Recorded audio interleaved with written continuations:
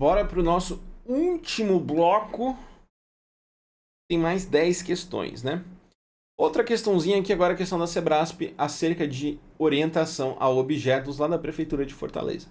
Ele diz que o resultado da execução do código em Python a seguir será meu nome é Garfield. Então o que a gente tem? A gente tem duas classes aqui. A primeira classe se chama classe animal. Essa classe animal, ela recebe uma variável nome, que inicia vazia, que é um atributo dessa classe, tá? Ela define uma função chamada patas. E basicamente essa função retorna tenho 4 patas. Agora eu tenho a função gato, a classe gato, perdão. E essa classe gato, ela tem uma herança. Uma herança. O que isso quer dizer? Que eu posso acessar todos os atributos, todas as definições de atributo e todas as definições de métodos que eu tenho na classe original. E o que essa classe tem específico dela? Ela tem um método display.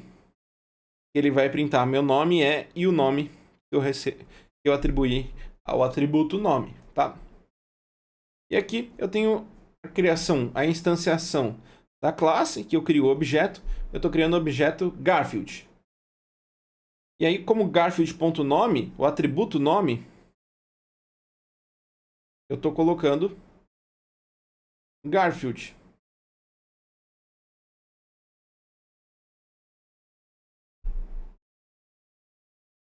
E aí eu rodo dois métodos, tá? Eu rodo Garfield.patas, que não vai encontrar na classe base, mas vai puxar lá da classe Py e vai me retornar tenho 4 patas.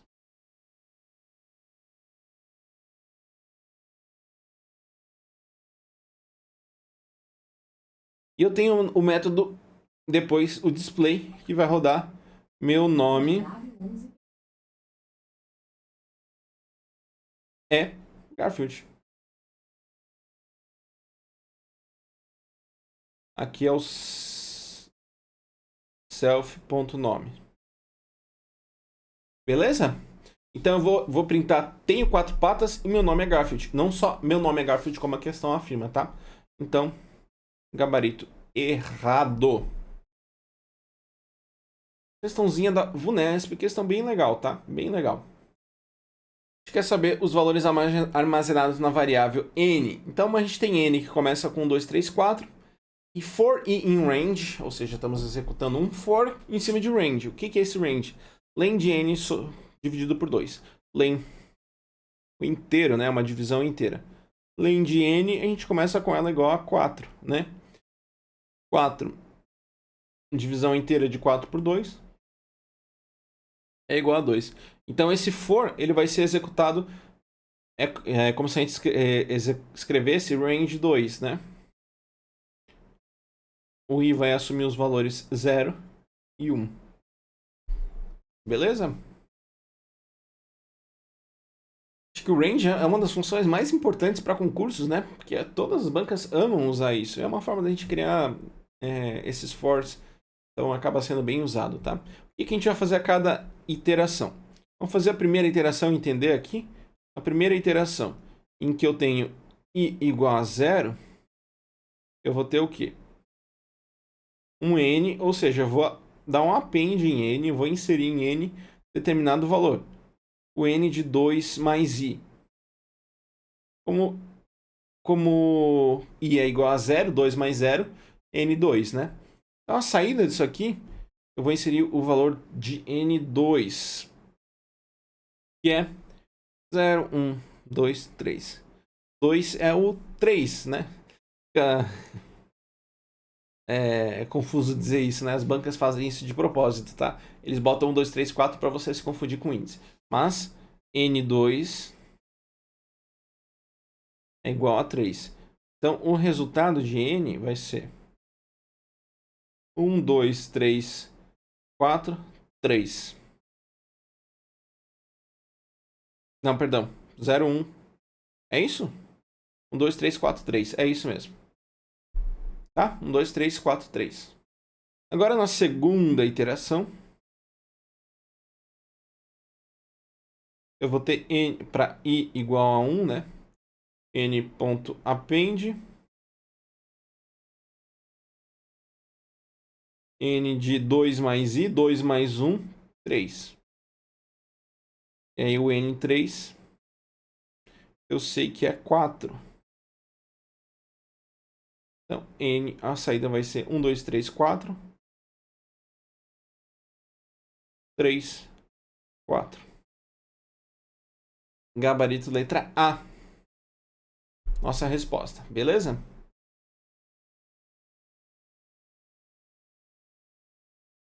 Questãozinha, mais uma questão da VUNESP. E aqui a gente tem uma lista de 3, 4, 5 elementos. Faz um range em cima do comprimento da array também. Da array não, da lista, tá? E aí a gente faz uma inversão de valores. Lembra que aqui a gente tem uma inversão, né? Quando eu faço isso aqui, eu tenho uma inversão. Primeiro vamos desmistificar o que é esse len x menos 1, né? Eu tenho que len x é a quantidade de elementos. Eu tenho 5 ali. Isso aqui menos 1, 5 menos 1, igual a 4. Então eu estou rodando, na verdade, um range 4. E o i vai assumir os valores 0, 1, 2 e 3. Vamos fazer as iterações. A gente já fez uma questão parecida com isso, tá? Primeira iteração. Com i igual a 0. O que eu tenho? Eu vou ter x de 0 e x de 0 mais 1, x de 1, virando x de 1 e x de 0. Ou seja, eu vou inverter a posição dos valores. Qual que é o meu x de 0 agora? É 2. E qual que é o meu x de 1? É 3. Então eu tenho 2 e 3. Eles vão virar 3 e 2, tá? Então esse aqui era o, digamos, o A era o... Aqui era o x0 e passa a ser o x1, tá? Então, o x0 passa a ser 3 e o x2 passa a ser 1. O que vai acontecer na minha lista x? Eu vou ter 3, 2, 1, 5 e 4. Então, eu empurrei o 2 para o lado. Agora, a minha segunda iteração.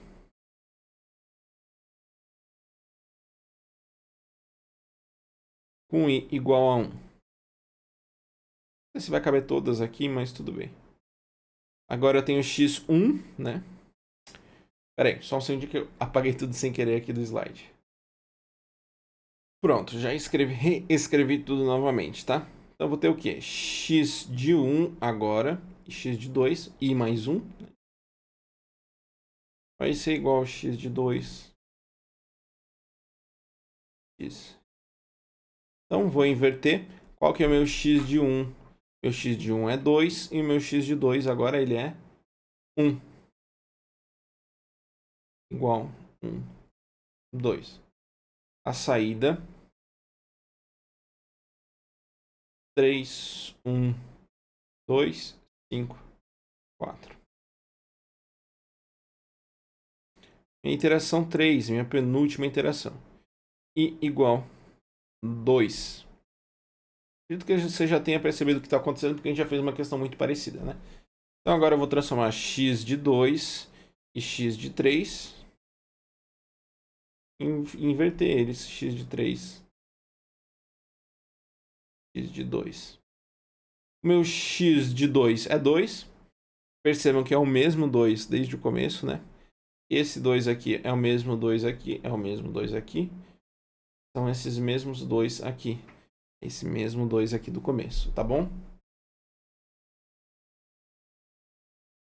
2 e 5 vai virar 5 e 2. E a saída aqui 3, 1, 5, 2, 4. A gente tem a última interação que vai fechar esse ciclo aqui, né? Iteração 4 com i igual a 3. Eu vou ter x4 e x3, né?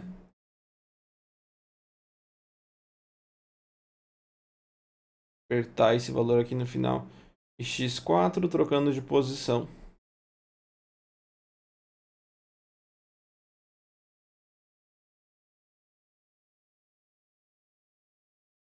que seriam 2 e 4. Viraria 4 e 2. Portanto, minha saída x igual 3, 1, 5, 4 e 2. Então, o que eu fiz, basicamente, empurrei o 2 a cada iteração uma casa para o lado. Fui empurrando até o final. Beleza? Tá aqui atrás de mim. Deixa eu me ocultar aqui para você ver melhor. Vou botar para o alto aqui. Certo? Tá aqui embaixo. Começa com 2. O 2 estava aqui, né? Tinha um 2 ali. Ele foi pulando cada iteração uma casa para o lado. Então, eu termino com 3, 5, 1, 4, 2. 3, 5, 1, 4, 2. Gabarito letra B. B de bola. Beleza?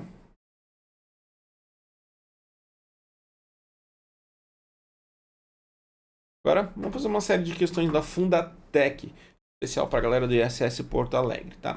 A gente está criando uma classe lista que recebe como extensão o list, tá? E eu estou definindo a função listar.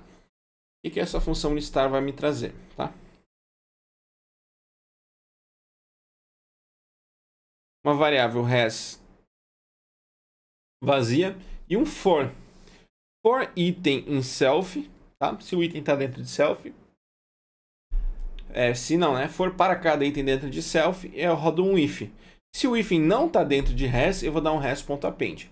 Caso contrário, eu sigo para o próximo. Eu dou termino esse laço e vou para o próximo elemento. Tá? Aqui embaixo eu crio L com a lista, implementando a classe lista. Então, L é um objeto que implementa a classe lista. E list é isso aqui, ó. Então, isso aqui é o nosso list. E é em cima disso que a gente vai rodar o for. Então, esse for aqui, ele está rodando aqui em cima. E no fim eu estou printando l.listar, rodando esse método listar. Esse método listar vai acontecer em cima de list. Esse list é o nosso self, tá? Basicamente é isso que você tem que entender. Se o item não está em res, ele vai dar um res.append. Então a primeira iteração eu tenho o i como o quê? Item, né? O item vai ser igual ao quê? Igual a esse primeiro elemento aqui embaixo. Então item igual a 8. 8 está dentro de res? Não, né? Porque o res começa vazio.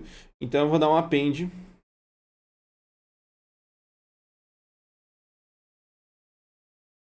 E eu vou ter res igual a 8. Beleza? Passei o primeiro elemento. Agora eu estou na segunda iteração. Eu vou fazer 3 iterações e daí você já vai perceber o que vai acontecer. Agora item é igual a 1. Vou dar um append. Como ele vai fazer, né? If item not in res. 1 não está dentro de res. Certo, né? Ele não está dentro. Então eu vou executar. E aí o meu res vai virar 8 e 1. Minha terceira iteração vai ser com um valor 1 novamente.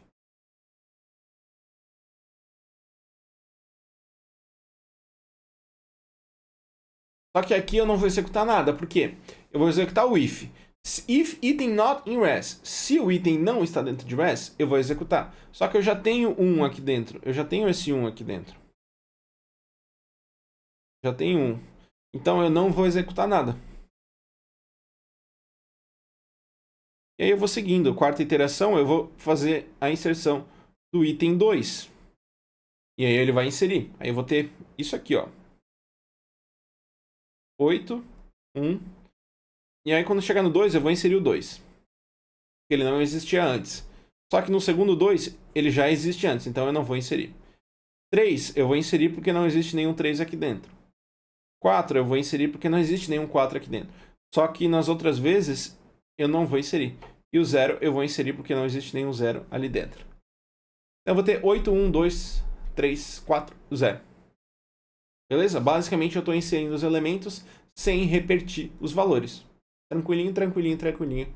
Basta você entender a sintaxe que a questão fica muito mais fácil. conversa com o código, entende o que ele está te dizendo que vai acontecer. Beleza? Gabarito, letra D. Questãozinha tranquila, na linguagem Python, qual seria a forma correta de comentar uma linha de código? Em Python a gente comenta a linha de código com o hashtag jogo da velha. Chame como você quiser, tá? Isso é um comentário. Comentários não são interpretados, não são lidos. Serve para orientar quem está lendo o código a entender ele melhor. Gabarito letra A, beleza? Questãozinha tranquila para ver como o Datec às vezes cobra isso. Agora, a questãozinha interessante que a gente importa, a gente está usando o NumPy, né? Então a gente importa NumPy as NP e a gente tem uma lista com duas listas. Series, que tem esses valores ali de duas listas, e a gente cria um np.array em cima de series. Então o new series é um array criado em cima dessas duas listas. O que esse np.array series vai fazer? Basicamente, ele vai criar uma matriz de duas linhas, 35, 12 e 4 colunas, 6, 7, 9. E aqui eu tenho 14, 48, 69 e 38. Tá bom? Então, eu tenho linha 0, linha 1, coluna 0, coluna 1, coluna 2, coluna 3. Eu tenho índice para linha e para coluna. Eu tenho duas linhas, duas colunas. Então eu posso dizer que new series, vou chamar aqui de X, tá? Ele tem duas linhas e 4 colunas. É uma matriz 2×4. Tem duas dimensões também. Linhas e colunas, duas dimensões. Lembra como é que a gente identifica dimensões de uma forma tranquila? A quantidade de chaves aqui no começo, né? Duas chaves, duas dimensões. Se tivesse três dimensões. Quatro dimensões e assim por diante. Beleza? Então, a gente printa duas coisas aqui. Ngin e shape. Ngin é o número de dimensões. Então, número de dimensões.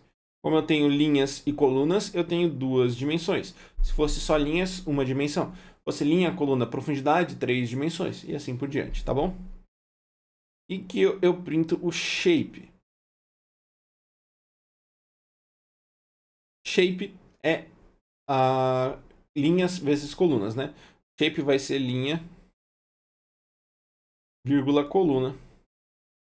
No nosso caso, eu tenho duas linhas e 4 colunas. Então, os dois prints vão retornar 2 e 2,4.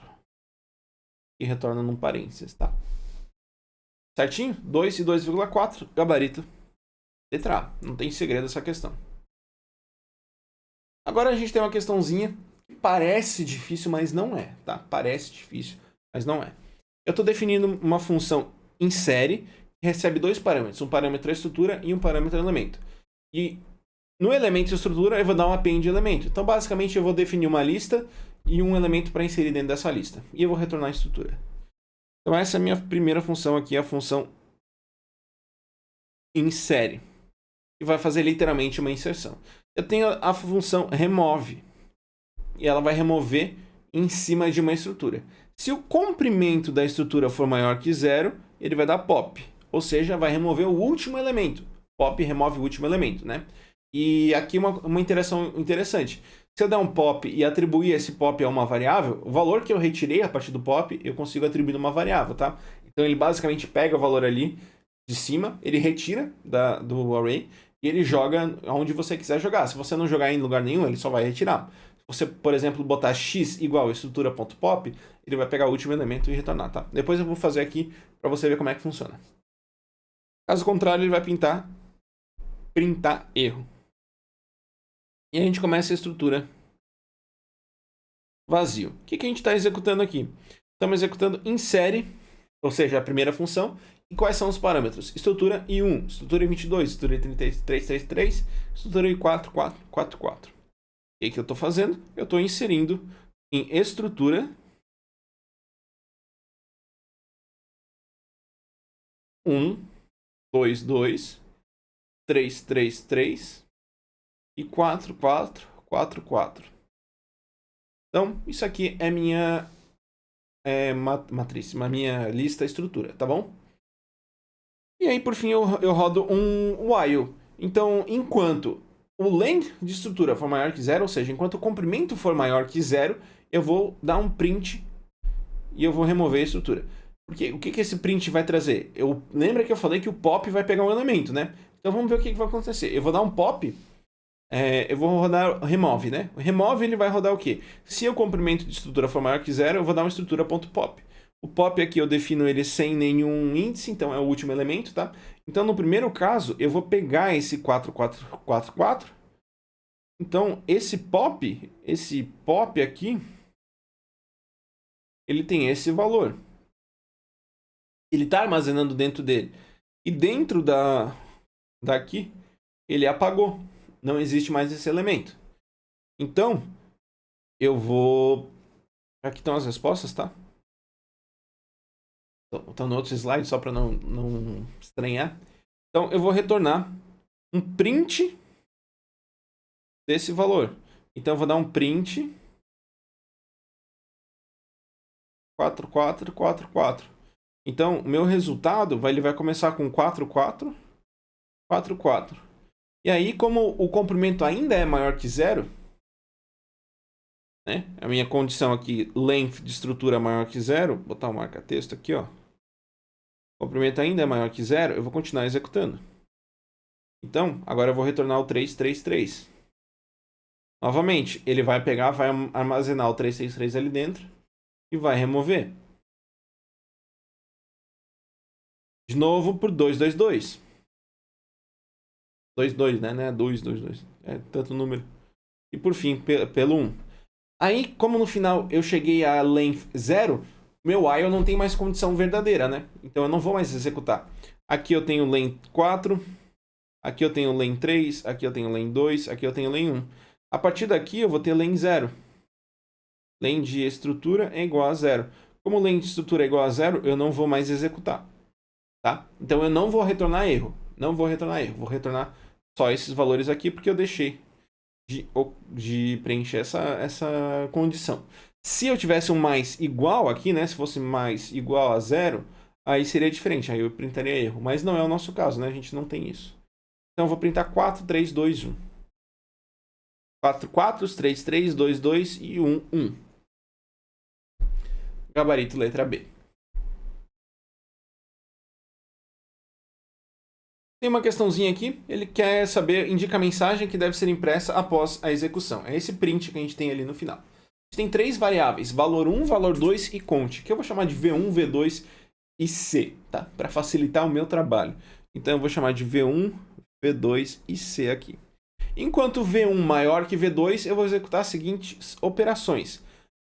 Valor 1 menos 1. Eu poderia escrever isso aqui dessa seguinte forma, né? V1 menos igual 1. Isso aqui, daí eu vou fazer V2 igual V2 mais 2.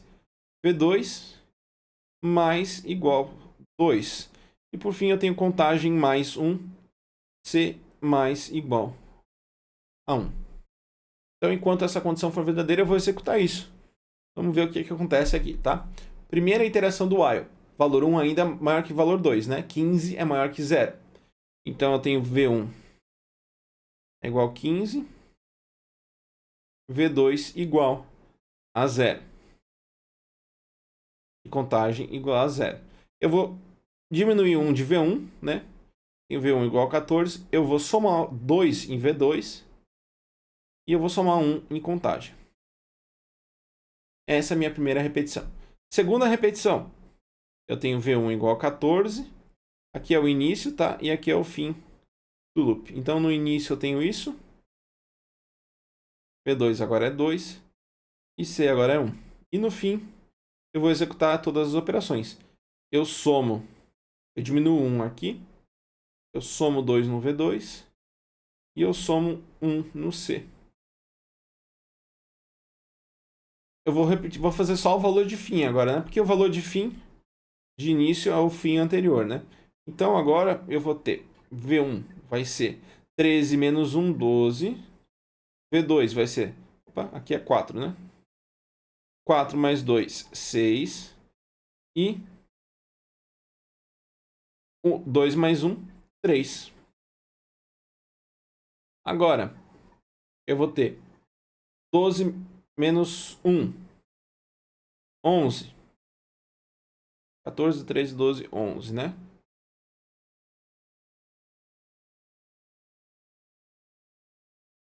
V2 é igual a 6 mais 2, 8. E C é igual a 3 mais 1, 4. E por fim, a nossa última repetição, né? Porque a condição vai deixar de ser verdadeira. 11 menos 1, 10. 8 mais 2 também é 10. E o C é igual a 5. Então, como a partir daqui o nosso V1 é igual a V2, eu não tenho mais a condição V1 maior que V2, né? Ela deixa de ser obedecida, eu termino aqui. E no final a gente está printando com conte final igual conte. Então a gente está printando, na verdade, esse valor aqui, ó. C igual a 5, tá? Então, basicamente, uma implementação de while. A gente tem que lembrar que o while ele é executado enquanto a condição for verdadeira. Quando a condição deixa de ser verdadeira, eu deixo de executar. Gabarito. Letra C, tá? Essas duas últimas questões. Estamos quase terminando. Eu sei que você está cansado, eu também tô. Então, vamos lá. Eu estou criando uma lista a partir de um set, dando um pop e um sum. E ele quer saber qual que é o valor que vai retornar desse negócio. Vamos fazer por partes, tá? Primeiro, a gente tem isso aqui, ó. A gente está rodando uma lista em cima de um set. Então, a gente vai primeiro criar o set e segundo criar a lista, tá?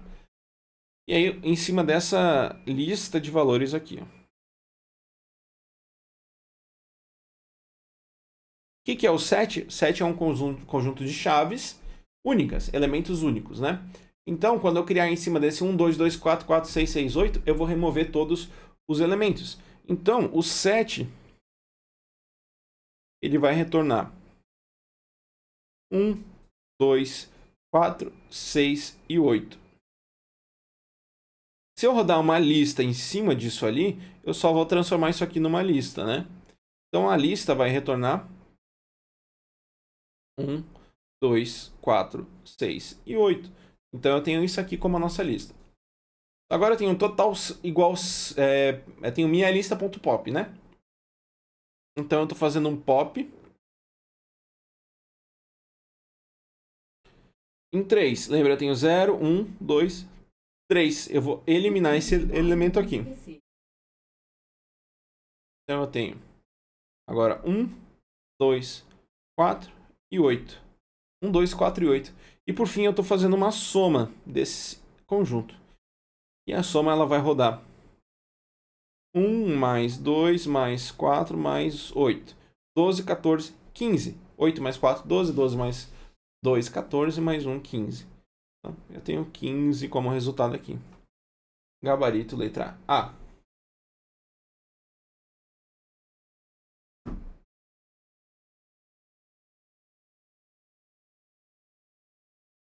Por fim, nossa última questão, a questão do MPO, tá? A questão ela não exige que a gente interprete o código, tá bom? Mas depois a gente vai interpretar de qualquer forma.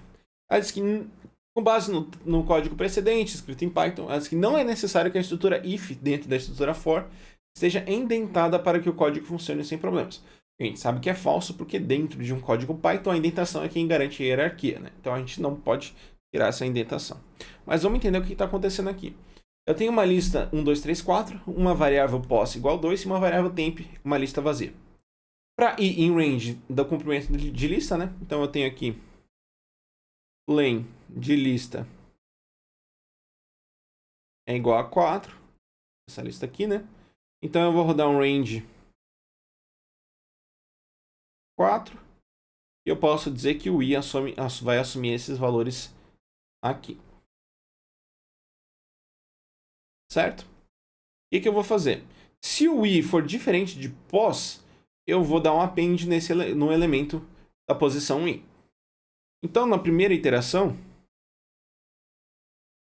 eu tenho i igual a 0.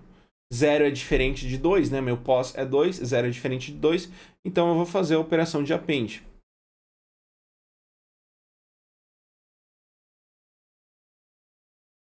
Então, eu vou fazer temp.append. E o que eu vou inserir ali? eu vou inserir lista 0, né?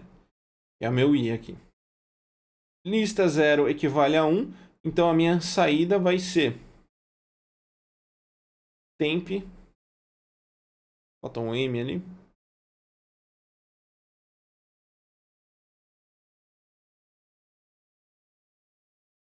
temp igual a 1. Beleza? Temp igual a 1. Segunda iteração, vou ver aqui para baixo. I igual a 1. I continua sendo diferente de 2, então eu vou dar um temp.append lista 1. Lembrando, esse 1 equivale ao valor de I, né? E eu tenho 2 aqui, né? Então a minha saída vai ser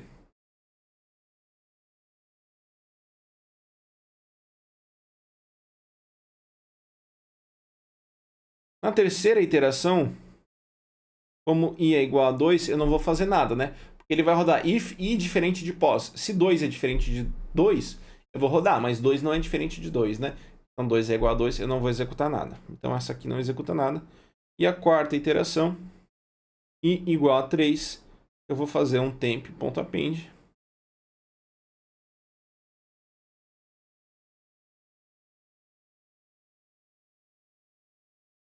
lista 3, que é o último elemento lá do lista, né? 0, 1, 2, 3.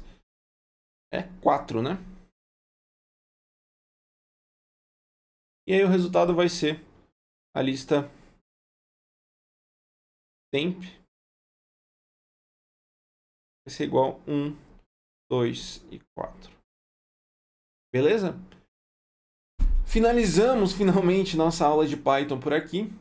Eu espero do fundo do coração que você tenha gostado. Você que está assistindo no YouTube, espero que tenha gostado. Se quiser saber mais sobre o nosso curso, só acessar tidescomplicada.com. E você que é nosso curso, espero que você tenha gostado.